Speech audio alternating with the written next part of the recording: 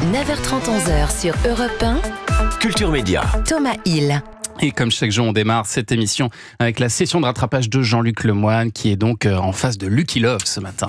Et je suis très content. Je ne vais pas être très original, mais vous m'avez bouleversé pendant la cérémonie d'ouverture des Jeux Paralympiques, dans ce qui était pour moi le plus beau tableau de la soirée. Donc sincèrement, bravo, vraiment. Merci beaucoup. Et alors depuis, ceux qui vous connaissaient pas, tapent frénétiquement sur Google et écoutent tout ce qui vous concerne, comme moi. Dans une interview, vous évoquez le fait de ne pas avoir de bras gauche. Je pense qu'en vrai, un deuxième bras, ça aurait été trop, surtout pour dormir. C'est trop pratique pour dormir à deux. Merci, merci.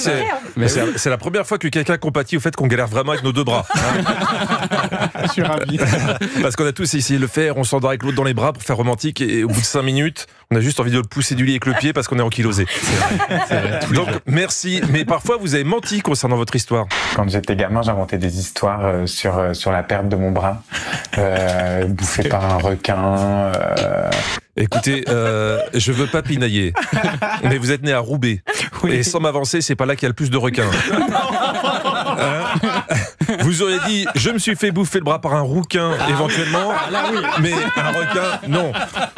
Dans une interview, on vous demandait comment vous vous occupiez quand vous ne faisiez pas de musique. Lucky Love, comme mon nom l'indique, il s'occupe en faisant l'amour. Ah, la chance que vous avez. Grosse journée. J'aimerais tellement pouvoir faire pareil comme loisir au bureau, mais Julien Piche ne veut pas. Lucky Love, vous êtes un personnage fascinant, car brillant, mais en plus, on sent que vous êtes intelligent. J'en ai eu la preuve lorsque Léa Salamé vous a interviewé. Si vous étiez un livre, un vêtement et une chanteuse, vous seriez qui? Vous seriez quoi? Moi, on me demanderait ça, je serais en sueur. Parce que déjà, une question, j'ai du mal à répondre, alors 3 en même temps. En plus, il faut trouver le lien entre tout ça. Thomas, vous, si vous étiez un film, un ustensile de jardin et un flanc, vous seriez quoi? Vous seriez quel goût, exactement? Babe, le cochon dans la ville. Ouais, c'est bien ce que je pensais. Un râteau. Laissez tomber. Non, mais c'est pour ça qu'ils m'invitent pas non plus sur France Inter. Ils savent que j'ai pas le niveau pour répondre. Alors que Lucky Love, lui, il est tranquille. Si j'étais un livre, je pense que je serais Fragment d'un discours amoureux de Roland Barthes. Oh, la classe. ouais. Moi, j'aurais répondu Tintin chez les Picaros. C'est pas le même niveau quand même. Alors peut-être que certains de nos auditeurs ne vous identifient pas encore physiquement. Donc s'ils se demandent à quoi vous ressemblez, je laisse faire Léa Salamé. J'ai jamais vu une telle ressemblance avec Freddie Mercury, et quelque part entre Freddie Mercury et Christine and the Queens. Freddie Mercury et Christine and the Queens, démerde-toi avec ça. J'espère que Léa Salamé sera jamais appelée pour un portrait robot. Excusez-moi, Madame Salamé, vous pouvez décrire le coupable? Tout à fait, c'était le sosie de Al Pacino et Britney Spears. Non mais vraiment. Non, un nom c'est important pour faire carrière. Lucky Love, c'est un nom qui claque. Mais c'est pas votre nom de naissance. En vrai, vous vous appelez Luc Bruyère, vous avez 30 ans à peine. Je suis lucide, j'aurai jamais votre talent. Mais si ça dérange personne, pour me donner une chance, j'aimerais qu'on arrête de m'appeler Jean-Luc Lemoyne. Ah bon? Désormais, ça sera Lucky Monk. Merci d'avance. Très bien, Lucky Monk. Alors Lucky Monk, hier vous aviez commencé les speed dating de l'amour et dans le pré. On a envie d'avoir la suite là. Bah oui, comme dans Lucky Love, il y a amour. Je me suis dit que j'allais continuer. Je vous ai parlé de Gilou, qui rencontre Marie. Et pour une première rencontre, ce qui compte, c'est faire les bons compliments au bon moment. Tu es jolie. Ah, ben c'est gentil, merci. Toi, t'as une belle chemise. Je ne saurais pas te donner de leçon, mais croyez-en mon expérience. Quand tu dis à une fille, je te trouve très belle, et qu'elle te répond, c'est gentil, moi j'aime bien tes tongs, c'est pas sûr que ça finisse devant monsieur le maire, tout ça.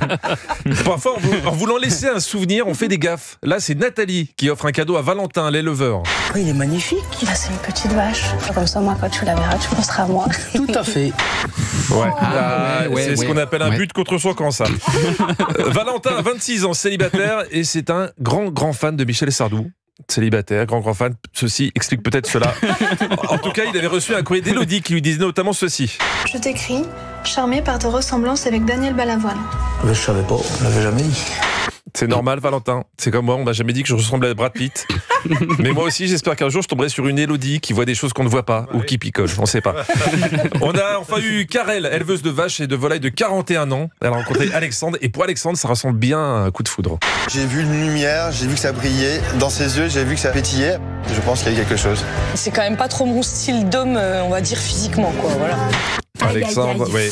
Il a vu une lumière, mais je crois que c'était le bout du tunnel du rendez-vous avec Karen. Adieu, petit ange, parti tout seul.